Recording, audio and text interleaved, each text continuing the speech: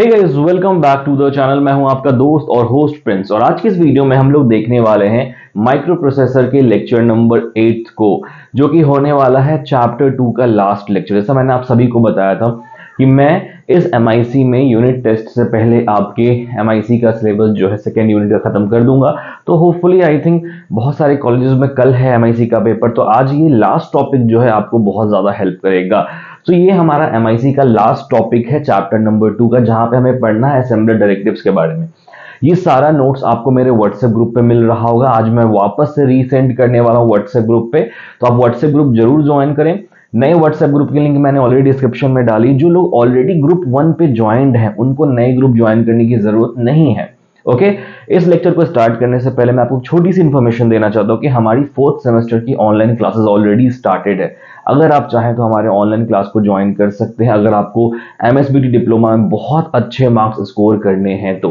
Right, आज हम लोग पढ़ने वाले हैं असेंबलर डायरेक्टिव्स के बारे में। हमने ऑलरेडी कवर किया था basics of assembly language programming, introduction हमने लिया था, हमने basics of assembly language programming के बारे में चीजें कवर की थी। ये दो टॉपिक हमारा ऑलरेडी कवर हो चुका था। मैंने आपको ऑलरेडी बताया था कि one of the most important topic coding से पहले ये है असेंबलर डायरेक्टिव। असेंबलर डायरेक्टिव में हमें कोडिंग नहीं पढ़नी, हमें प्रोग्रामिंग नहीं पढ़नी है। प्रोग्रामिंग से जो पहले का पार्ट होता है ना, वो है हमारा असेंबलर डायरेक्टिव्स। बताऊंगा मैं आपको कि असेंबलर डायरेक्टिव्स क्या होता है। बहुत ही सिंपल सा टॉपिक है असेंबलर डायरेक्टिव का। कई बार बुक में बच्चे बहुत कंफ्यूज होते हैं असेंबलर डायरेक्टिव्स को समझने में। सो बेसिकली असेंबलर डायरेक्टिव्स होता क्या है? Assembler directives in the context of 8086 microprocessor architecture are instructions और command that are used by assembler to control various aspects of the assembly language programming, जैसे कि defining data, setting memory allocation, specifying program sections और control the assembly flow. मतलब basically ये वैसे instructions होते हैं जो मेमोरी एलोकेशन को स्पेसिफाई करते हैं, डेटा को डिफाइन करने में यूज करते हैं। जैसे आप अगर जावा पढ़ते हैं तो आप इंटीजर का यूज करते हैं डेटा टाइप को डिफाइन करने के, for example integer, float, string, ये सब।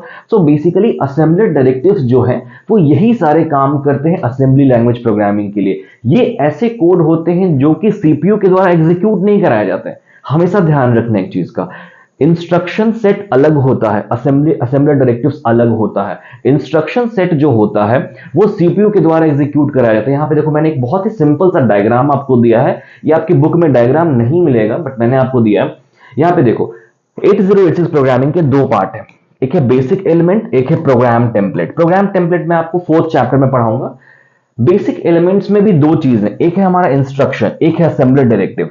इंस्ट्रक्शन का मतलब वैसे कोड, वैसे सेट ऑफ कोड, वैसे कमांड जो सीपीयू के द्वारा एग्जीक्यूट कराए जा रहे हैं, जैसे लॉजिकल इंस्ट्रक्शन हो गया, रजिस्टर हो गया, अर्थमेटिक ऑपरेशन हुआ, ये सारी चीजें।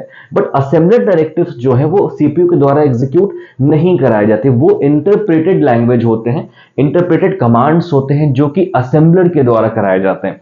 That these directives are not instructions executed by the CPU, but rather instructions interpreted by the assembler during the assembly process. Assembly process का मतलब क्या होता है? मैंने लास्ट टाइम भी बताया था कि असेंबली लैंग्वेज जो होती है वो बेसिकली मशीन लेवल और हाई लेवल की बीच की लैंग्वेज है। ठीक है, तो जब असेंबली प्रोसेस हो रहा होता है they provide guidance to the assembler. वो आपको एक असेंबलर को गाइडेंस प्रोवाइड करता है कि आप सोर्स कोड को मशीन कोड में कैसे कन्वर्ट करेंगे। वी ऑल नो कि आपका जो मशीन है वो तो बस मशीन लैंग्वेज समझेगा, चाहे आप हाई लेवल में कोड करें, असेंबली लैंग्वेज में कोड करें या मशीन लैंग्वेज में कोड करें। इवन अगर आप हाई लेवल लैंग्वेज में भी कोड करते हैं उसको भी मशीन लेवल लैंग्वेज में ही कन्वर्ट किया जाता है। सो बेसिकली यहां पे असेंबलर डायरेक्टिव का काम होता है असेंबलर को गाइड करना कि how to translate your source code into machine code. बहुत ही सिंपल डेफिनेशन मैंने 3 पॉइंट्स में दिया है, एक डायग्राम दिया है जो आपके एग्जाम के लिए काफी होगा। सो असेंबलर डायरेक्टिव्स क्या होते हैं? कमांड्स होते हैं जो हमें डेटा को डिफाइन करते हैं, मेमोरी एलोकेशन करते हैं, प्रोग्राम सेक्शंस को डिफाइन करते हैं। प्रोग्राम सेक्शंस का मतलब होता है, जैसे कि मैं आपको नेक्स्ट चैप्टर में जब प्रोग्रामिंग पढ़ाऊंगा तो मैं बताऊंगा प्रोग्राम सेक्शन कैसे डिफाइन किया जाता है, बट मैं छोटा एग्जांपल देता हूं आपको। जैसे आप सब ने जावा पढ़ा, जावा में आपका क्लास होता है, देन मेन फंक्शन होती है, देन उसके अंदर मेथड्स होते हैं हमारे। सेम वैसे ही असेंबली लैंग्वेज में भी हमारे पास अलग अलग सेक्शंस हैं, जैसे डेटा सेगमेंट है, कोड सेगमेंट है, देन एक्सेप्शन हैंडलिंग का सेक्शन है। सो बेसिकली जो असेंबलर डायरेक्टिव्स है वो हमारे प्रोग्राम सेक्शंस को भी डिफाइन करने में हेल्प करते हैं। सो ये कंप्लीट डेफिनेशन होता है हमारे असेंबलर डायरेक्टिव्स का। बट इसके बाद ना हमारे पास बहुत सारे असेंबलर डायरेक्टिव्स हैं, मतलब बहुत सारे छोटे छोटे कमांड्स हैं जिसको हम हेल्प लेते हैं अपने प्रोग्रामिंग के स्ट्रक्चर को डिजाइन करने के लिए।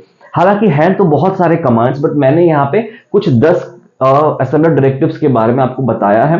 देखो, सारे असेंबलर डायरेक्टिव्स आपको पहले से आए जरूरी नहीं है, इसके अलावा और भी असेंबलर डायरेक्टिव्स हैं, आपके बुक में भी बहुत सारे असेंबलर डायरेक्टिव्स हैं, बट मैंने इस नोट्स में केवल 10 ही डाला जो अक्सर पूछे जाते हैं। बट मैं आप सभी को सजेस्ट ये करता हूं कि इस लेक्चर को देखने के बाद एक बार आप बुक से भी असेंबलर डायरेक्टिव्स को देख लेना, कुछ अगर एक्स्ट्रा आपको वहां मिले तो आप वहां से देख सकते हैं। सो बेसिकली मैंने यहाँ पे 10 असेंबलर डायरेक्टिव्स के नाम डाले हैं। देखो, सबसे पहला जो होता है असेंबलर डायरेक्टिव वो होता है ओरिजिन, ORG। ORG का काम क्या होता है? This directive is used to specify the starting address for the code और डेटा सेगमेंट मेमोरी। अब जब हम लोग अलग अलग सेगमेंट की बात करते हैं, मैंने सेगमेंटेशन में आपको बताया था। सो ORG जो होता है वो ओरिजिन डिसाइड करता है, स्टार्टिंग एड्रेस डिसाइड करता है हमारे डेटा सेगमेंट का। डीबी बहुत इंपॉर्टेंट है, जब आप कोडिंग करेंगे तो डीबी और डीडब्ल्यू का अक्सर यूज करेंगे। ये सेम होता है आपके इंटीजर फ्लोट के जैसा, जैसे आप वहां पे लॉन्ग लेते हैं, शॉर्ट लेते हैं जावा प्रोग्रामिंग में, सेम उसी तरीके से डीबी और डीडब्ल्यू होता है। So DB basically define byte को डिफाइन करने में हेल्प करता है। It is used to define one or more bytes of data in the memory. DW होता है define word, similar to DB but used to define one or more words, जो कि 16 bit का होगा, मतलब बाइट का मतलब 8 बिट्स, वर्ड का मतलब 16 बिट, ऐसा समझो इसको। तो डीडब्ल्यू जो होता है वो 16 बिट को डिफाइन करने में हम हेल्प लेते हैं। डीएस मतलब डेटा सेगमेंट को डिफाइन करता है। डेटा सेगमेंट मतलब प्रोग्राम का जो सेक्शन होता है डेटा सेगमेंट, उसको डिफाइन करने के लिए हम लोग यहाँ पे डीएस का यूज करते हैं। हमारे पास देन सीएस है, कोड सेगमेंट है, it specifies the start of the code segment in the memory. SS है, stack segment, it specifies the start of the stack segment in the memory. End है, end का मतलब end of segment, जैसे हम लोग जावा में curly bracket का use करते थे, यहाँ पे कर्ली ब्रैकेट का कोई कॉन्सेप्ट नहीं होता। बट स्टिल देखो, कभी भी किसी भी प्रोग्रामिंग लैंग्वेज में जाओगे, सिंटेक्स अलग हो सकते हैं, बट जो एग्जीक्यूशन का जो लॉजिक कोर कॉन्सेप्ट वो अलग नहीं हो सकता। आपको हर एक प्रोग्रामिंग लैंग्वेज में अपने ब्लॉक को डिफाइन करना पड़ता है, ये बहुत इंपॉर्टेंट है। हम जैसे जावा में कर्ली ब्रैकेट्स का यूज करते हैं, पाइथन में हम इंडेंटेड ब्लॉक का यूज करते हैं, मतलब इंडेंटेशन बोलते हैं उसको, टैब स्पेस देके हम ब्लॉक को डिफाइन करते हैं। सी लैंग्वेज में हम कर्ली ब्रैकेट का यूज करते थे, ठीक है। सेम उसी तरीके से यहाँ पे जो है, यहाँ पे हम एंड डायरेक्टिव का यूज करते हैं। जो एंड डायरेक्टिव है ये डायरेक्शन देगा हमारे असेंबलर को कि अभी जो है ये सेगमेंट एंड हो चुका है, अब आगे बढ़ो, ऐसा करके। देन है EQU, it is used to assign a constant value to a symbol और लेबल। ये बेसिकली इक्वेट बोलते हैं हम इसको, जो कांस्टेंट वैल्यू को असाइन करने के लिए हेल्प करता है। इंक्लूड तो आपने पहले भी इस वर्ड को देखा होगा, अगर आपने सी लैंग्वेज C++ में देखा होगा इंक्लूड को। This directive is used to include the contents of another file into the source code. जैसे अगर आपको किसी और फाइल की किसी भी कंटेंट को अपने प्रोग्राम में इंक्लूड करना है, सोर्स कोड में इंक्लूड करना है, तो आप यूज करते हैं वहां पे इंक्लूड डायरेक्टिव का। And then segment and ends, segment and ends basically किसी भी सेगमेंट की बिगिनिंग और एंड को डिफाइन करता है। सो ये बहुत सिंपल डायरेक्टिव्स हैं जो कि मैंने बहुत सिंपल लैंग्वेज में यहाँ पे दिया है। अगर आप एक बार पढ़ेंगे तो आपको सारी ही चीजें एकदम अच्छे से क्लियर हो जाएंगी। तो ये है हमारा लिस्ट ऑफ असेंबलर डायरेक्टिव्स। मैं एक बार फिर से बोल रहा हूं आप सभी को कि इसके अलावा भी हमारे पास असेंबलर डायरेक्टिव्स होते हैं, बहुत होते हैं। मिनिमम मेरे को लग रहा है कि 10 से 15 और असेंबलर डायरेक्टिव्स होंगे। मैंने उसका नाम यहाँ पे नहीं दिया बिकॉज यहाँ पे कोई मतलब नहीं, मतलब जैसे हम जावा पढ़ते हैं या सी लैंग्वेज पढ़ते हैं तो बहुत कितने सारे कीवर्ड्स हैं, बट हम हर कीवर्ड को आपको नहीं समझा सकते। आप जैसे जैसे प्रोग्रामिंग करेंगे वैसे वैसे कीवर्ड्स, डेटा टाइप्स आपको समझ में आने लगेंगे। सेम उसी तरीके से ये भी काम करता है। तो असेंबलर डायरेक्टिव्स ये होता है और बहुत बेसिक कॉन्सेप्ट है असेंबलर डायरेक्टिव्स का। तो आई होप आपको असेंबलर डायरेक्टिव्स की जो बेसिक कॉन्सेप्ट है वो समझ में आ गई होंगी। फर्स्ट चैप्टर और सेकंड चैप्टर आपका यहाँ पे खत्म होता है। मैं आज दोनों ही चैप्टर के असाइनमेंट क्वेश्चन बैंक जो है वो आपके व्हाट्सएप ग्रुप पे भेजने वाला, तो व्हाट्सएप ग्रुप जरूर ज्वाइन करना। राइट, आप में से बहुत सारे लोग मुझसे कल परसों में मैसेज उन्होंने करा था कि सर क्लास के लिए, क्लास हमारी बहुत पहले स्टार्ट हुई है तो जो सेशंस आपके मिस हुए उसका क्या।